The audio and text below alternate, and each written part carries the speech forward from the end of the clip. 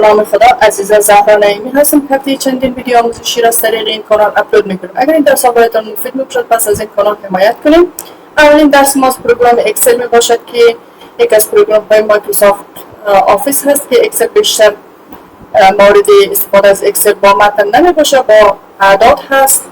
در بخش حسابات جزییات ما میتونیم از اکسل کار بگیریم. بخش مالی همچنان به دست آوردن آمار دقیق یک تحقیق، یک نتیجه، یک مثلا یک موردی که دیتای کلانی هست، ما میخواهیم یک آمار دقیق از دیتای خود به صورت ارقام داشته باشیم. در اکسل میشه استفاده شود و در مجموع استفاده گسترده داره اکسل و بدون اکسل ما نمیتونیم که اگر در یک کمپانی، اگر در یک ارگانیزیشن، اگر در یک نهاد کار میکنیم بخش مالی میشه پیش ببریم. و اولین بخش پروگرام اکسل ما از قسمت فایل هست که در قسمت فایل ما میایم از قسمت نیو. از اینجا میتونیم بلانک ورک بوک انتخاب کنیم، یعنی یک ورک بوک خالی. در اکسل ما با کلمه به نام ورک بوک تماس هستیم که این بخش یک فضا را به نام ورک بوک یاد میکنم، در حالی که در ورک گپ نبود. و همچنان شما میتونید از اینجا به صورت تمپلیت های آماده هست که میتونید استفاده کنین. در بخش بیزنس، پرسونال، پلانرز، لیست، بجت، از هر کدام از اینا شما میتونید که در صورت نیاز ببینین. بیسیک اینوایس، ویکلی تایم شیت، مانتلی کمپانی بجت، از هر کدام از اینا در صورت نیاز شما میتونید استفاده کنین. با اد کردن روی تمپلیت بعد از کرییت شما میتونید صفحه داشته باشین. اینجا نام کمپانی خود ذکر کنین و بجتی که ماهانه دارین کاملا با بسیار راحتی میتونین که استفاده کنین. و همچنان دوستان میتونین یک بلانک ورک نیز ایجاد کنین. با کلیک کردن روی قسمت میتونین یک بلانک ورک داشته باشین. از قسمت اوپن شما میتونین از فایل هایی که رویش کار میکردین، یعنی تازه بوده، از اینا کار بگیرین. و یا هم فولدر هست میتونین از داکمین، از دسکتاپ، از قسمت دانلود هر فایلی که مورد نیاز هست شما پیدا کنید، یا هم از قسمت براوز میتونید برین فایل مورد نظر خود پیدا کنید، باز کنید. اما دوستان در قسمت اینفو یک از بخشای مهمی باشه که برای محافظت از فایل ما کار میگیریم. از قسمت اینفو اولین قسمتش به نام always open read only هست که ما میخوایم دو مورد حذف کنیم، فقط روی مورد میخوایم کار کنیم. بیاین روی اینفو، اولین موردش انکریپت پسورد کار میکنیم. ما میخوایم با فایل ما کس دیگه دسترسی نداشته باشه به این بخش و پس برمیگردیم. فایل هنوز سیف نیسته، ما میخوایم فایل خود سیف کنیم. پس بیاین روی سیف، در یک جایی در یک فضای ببینید دیگه قسمت نخیر قسمت داکمین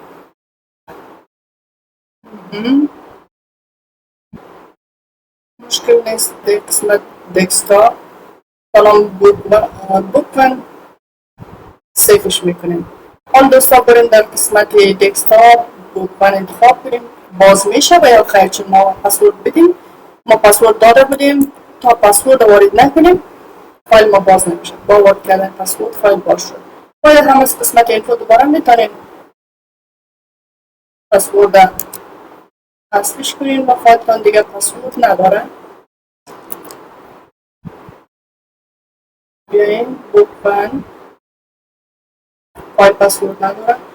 و همچنان دوست از قسمت اینفو بخش پرودکت کرنت شیت اینجا تعیین میکنین که رو وارد بتانه یا کالم وارد بتانه و یا هندل بتانه نتانه. خودتون بهش مشخص میکنین، محدودیت ایجاد میکنین بالای فردی که فایل خود با او روان میکنین. در قسمت پسورد ذکر میکنین و اوپن میگین. پس دوباره پسورد داره به این شکل. ببینید کاملا بخش فعلا غیر فعال شد که نمیکنه بالای فایل شما تغییرات بیاره و هم میخواین غیر گپ نباشه.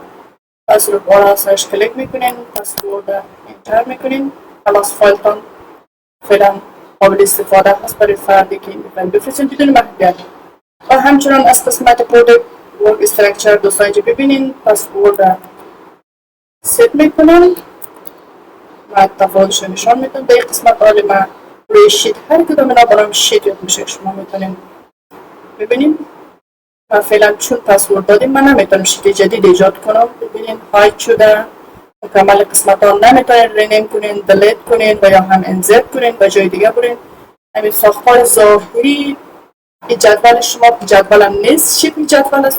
بخش جدول ما داریم میخوانیم و شما در صورت ست کردن پسورد اجازه نمیدین و شخص مقابل که تغییر بیاره روی ساختاری جدول شما. پس برمیگردین پسورد وارد میکنین. فعلا میتونین که استفاده کنین و ببینین من میتونم شیت جدید هر کدام اینا یک شیت هست دوستا با هم شیت یاد میشه. شما از این قسمت میتونین برامتی شیت جدید ایجاد کنین و هر کدام اینا به نام سیل یاد میشه و ستون های عمودی به نام کالم هست، ستون های افقی به نام رو هست که هر کدامش نام داره.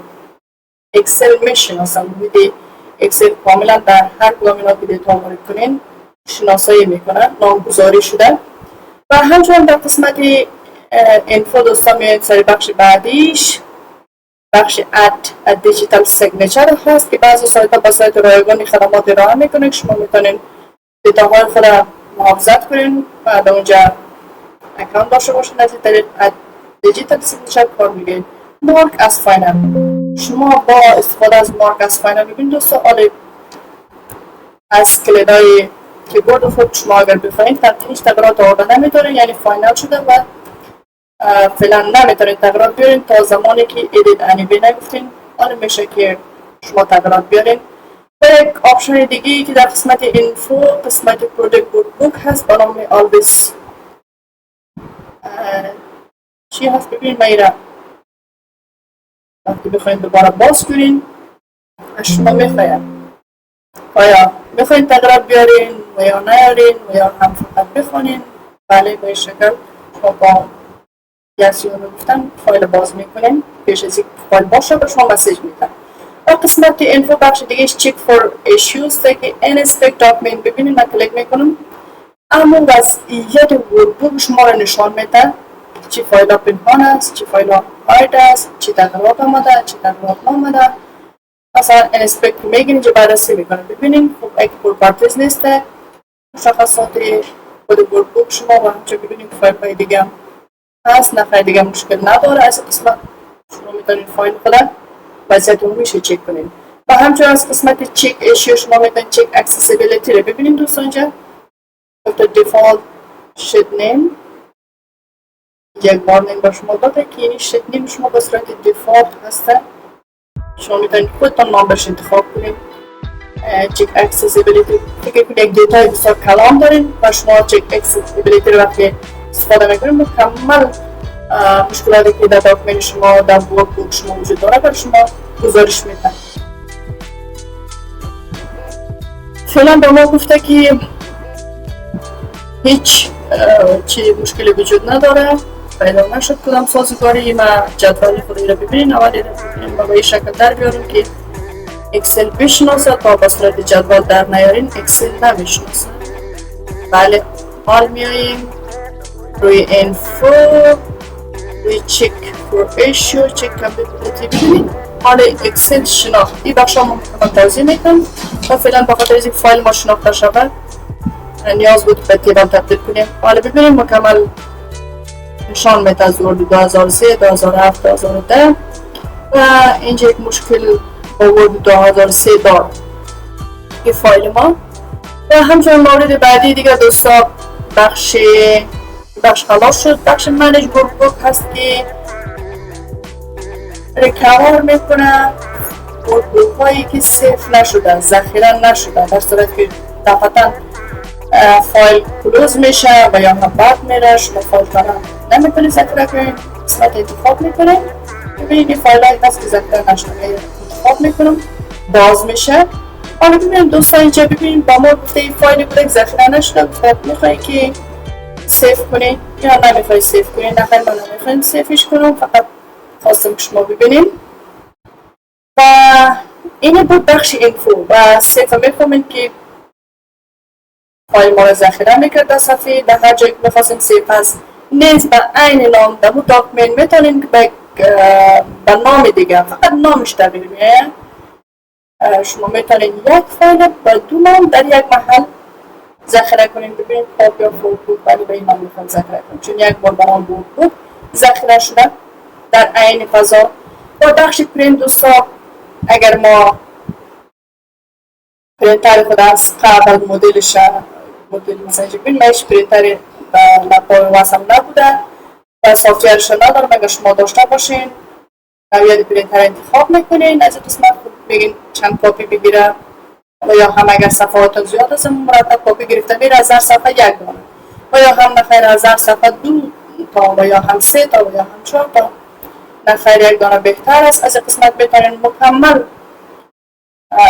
شیت خود شیتی که هستین کار میکنین پرینت بگیرین و یا هم بتونین فضای چی میکنه که مکمل بکشید و یا هم نخیر دوستان میگید یک این قسمت برای من پرینت بگیر میارین روی پرینت خود فقط بخشی که سلکت شده این بخش سلکت شده بود این بخش شما پرینت گرفته میتونین و همچنین از قسمت کالوکیتد شما میتونین که مسلسل کالوکیتد یک دو سه از هر کدام یک پرینت بگیره.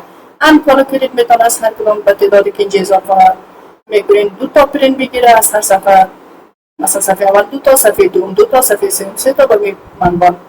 و همچنان پورتریت اورینتیشن میتونه به صورت افقی باشه و یا هم به صورت عمودی باشه صفحه‌تون به هر شکل خودتون می‌خواین. از قسمت نورمال مارجن حاشیه متن خود با صفحه خود در نظر میگه ببین حاشیه بزرگتر شد و یا هم ببین حاشیه بسیار کمتر شد از این قسمت و یا هم نخیر نورمال باشه حاشیه به این شکل. و از قسمت نو اسکیلینگ مثلا نمی در یک صفحه فیچر ولی فعلا متن ما کم است، مثلا میگه فیت آل کالم، اگر کالم بیشتر داره تمام کالم ها در یک صفحه، اگر روی بیشتر داره روهایتان بیشتر از تمام روح ها در یک صفحه. فیچر رو شما بتونین پرینت بگیرین و در آخر روی پرینت کلیک میکنین فایلتان پرینت میشه در دسترستان قرار میگیره. دوستان این بخش شیه یکی سیف تو کلاود است که اگر در مایکروسافت شما اکانت داشته باشین یک فضا رو به شما در نظر میگیره که در اونجا بتونین فایل خود ذخیره کنین در هر قسمت از لپتاپ خود بخواین و یا هم از طریق ایمیل است که شما میتونین به صورت پی دی ایف و یا هم به صورت فکس و یا هم به صورت به این مدل اکس پی اس که در صفحات براوزر باز شود و یا هم به شکل ایمیل میتونین که همین فایل خود به هر فردی که میخواین اگر در آوتلوک حساب داشته باشین ایمیل شخص میفرستین نوشته میکنین در قسمت متن خود ذکر میکنین و میفرستین. و اینی بود دوستان از قسمت شیه. قسمت اکسپورت شما میتونید فایل خود به صورت پی دی ایف اکس پی اس تبدیل کنین و یا هم به صورت این فرمت ها میتونید با هر کدام قسمت خاص خودتون میتونید تبدیلش کنین و ببینید حتی اینجا اکسل 2003 میتونید به این فرمت هم داشته باشین. قسمت پابلیش دوستان شما میتونید یکی سیف تو کلاود است که میتونید از قسمت در اختیار همگی قرار بدین و همچنین بعضی وب براوزرها نیز هست که شما میتونید فایل خود با اونا شریک بسازین و کلوز مکمل فایلتان رو بسته میکنه. و قسمت مور ببینید اکاونت مکمل اطلاعات در مورد اکاونت شما میاره. ببینید فعلا این چی رو آمار ما داده که اکاونت مشکل داره یا اکاونت ما هست این هم مدل خود اکسل ما هست. از اینجا میتونید بک‌گراند شد تغییر بدین ببینید به ایش حالت و یا هم میتونید رنگ پروگرام خود رنگ پس زمینه پروگرام تغییر بدین. این بخش هست. از قسمت مور بیاین در قسمت فیدبک شما میتونید همین فایل خود مثلا شریک بسازین با افراد دیگه از طریق ایمیل لینک شو بفرستین با افراد فایل باز میکنم زمان شما در این صفحه میتونید فایل با اونا شیر کنین. اول از طریق ایمیل شیر میکنین ایمیل با افراد گرفت بعد از اونا میتونه با فایل شما فیدبک بیتن نظریات خود ارائه کنن.